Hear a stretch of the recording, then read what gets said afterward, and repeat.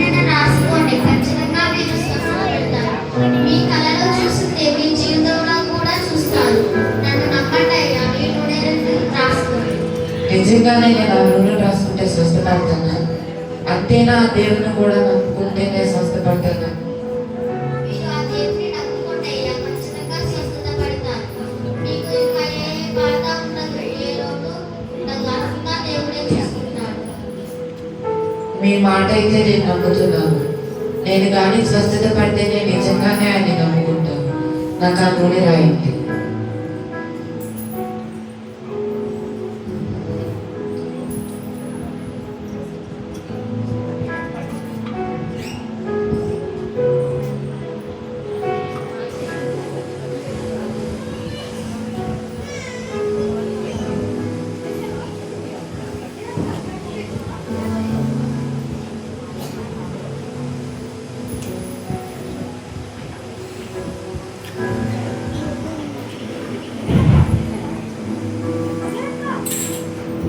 నిజంగానే నూనె రాసుకున్నప్పుడు నాకు చాలా శక్తి వచ్చినట్టుంది.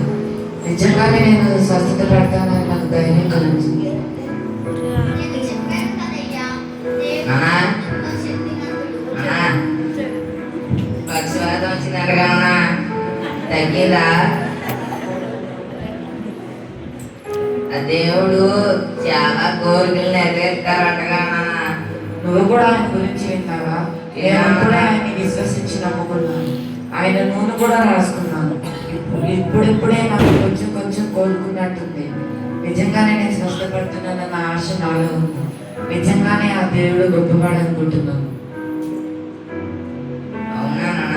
ప్రార్థన ఏదో కప్పును అంటున్నా. అది కూడా నాకైతే నేను కూడా తాగుమానతానా? దయచేసి నా కొడుకు కూడా అది రాయండి అమ్మా. నా తల్లి గారు కూడా రాయండి. వాళ్ళిద్దరూ కూడా మా కుటుంబం మొత్తం కలిసి మా దేవుని అనుకుంటాము.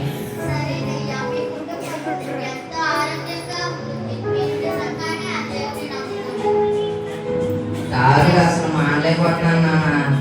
రక్షణ పొందుకోండి అయ్యా, ఖచ్చితంగానే మీరు స్వస్థపడతారు. రక్షణ అంటే ఏంటి? సౌతుకం ఉంటారంట, అదేనా? మీకు అన్నీ బాగానే తెలిసినట్టుందిరా.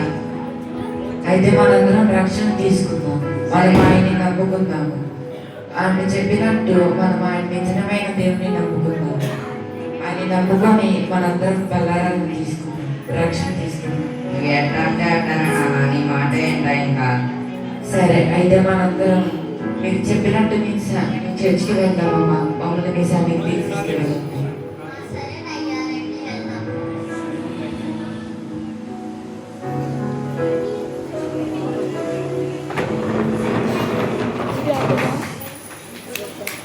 అయిపోయింది.